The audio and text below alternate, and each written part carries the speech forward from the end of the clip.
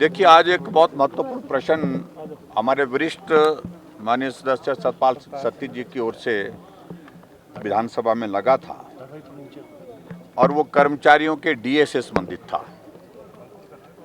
और मैं इस बात को स्पष्ट कर दूं कि हिमाचल प्रदेश में कांग्रेस पार्टी की सरकार जब आई है तो कर्मचारियों का बहुत बड़ा योगदान उसमें रहा है।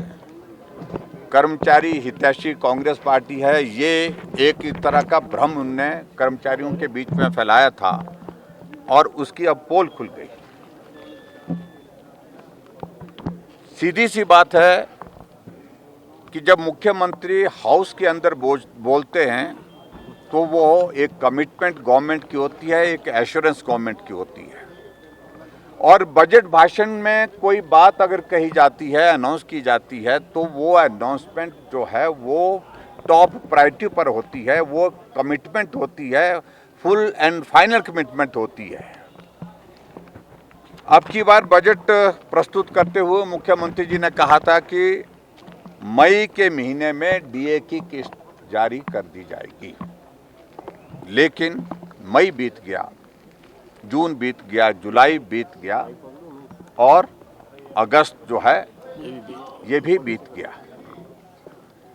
अभी तक वो डीए की किस्त कर्मचारियों को नहीं मिल पाई। कर्मचारी भाई बार बार इस बात को लेकर के अपनी बात उठा रहे हैं, मांग कर रहे हैं कि डीए की किस्त जो आपने कही थी वो तो जारी करो।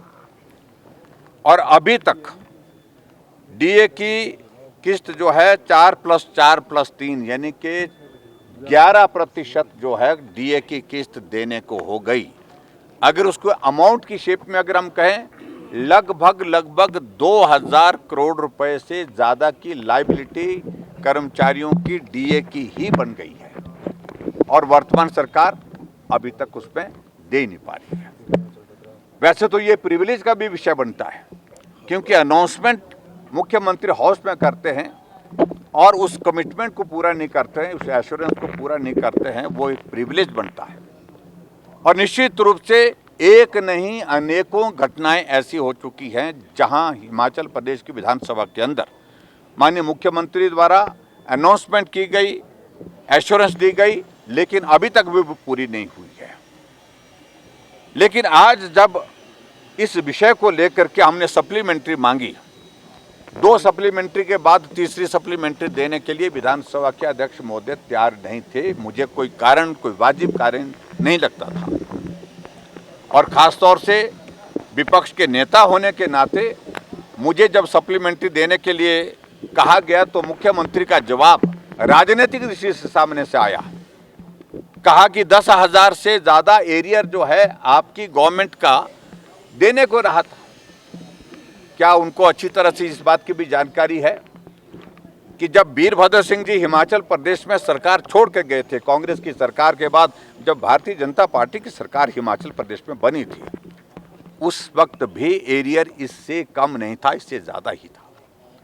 और वो एरियर अगर क्लियर किया है वो भारतीय जनता पार्टी की सरकार ने किया है।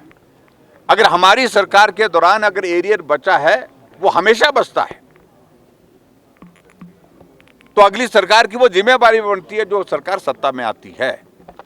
तो जिम्मेवारी सुख की सरकार, व्यवस्था परिवर्तन की सरकार की थी, जो जिम्मेवारी उन्होंने नहीं निभाई।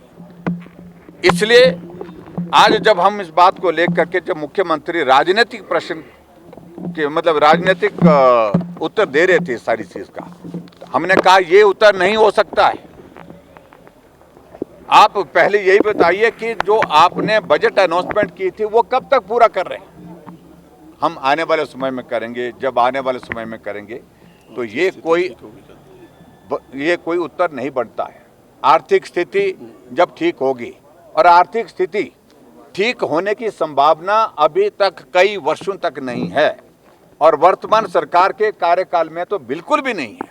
ऐसी सूरत में क्या ये मान करके चले कर्मचारी कि आर्थिक स्थिति इस सरकार में ठीक नहीं होगी, इसलिए डीए की किस्त जो है नहीं मिलेगी?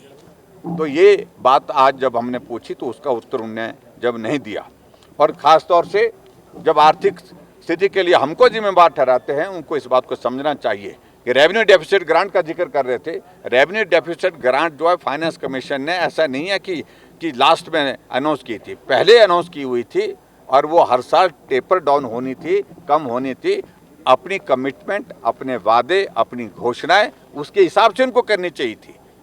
ये सदन के सदस्य थे जो वर्तमान में मुख्यमंत्री हैं, उस वक्त विपक्ष में थे, तो उस वक्त इनको इस बात को समझना चाहिए था। लेकिन हमारा कहने का मतलब यही है कि जो कमिटमेंट की थी, जो घोषणा की थी, जो एश्योरेंस दी थी, उस एश्योरेंस को कब तक पूरा करेंगे, इसका कोई जवाब उनकी ओर से जब नहीं मिला, तो ऐसी सूरत में जो कहा बार बार कि जब स्थिति सुधरेगी, स्थिति तो सुधरेगी नहीं, तो इसका मतलब है कि इस सरकार के कार्यकाल में डीए की किस्त जारी नहीं होगी। और ऐसी स्थिति में कर्मचारियों के हित को ध्यान में रखते हुए हम सदन से वॉकआउट करके आए।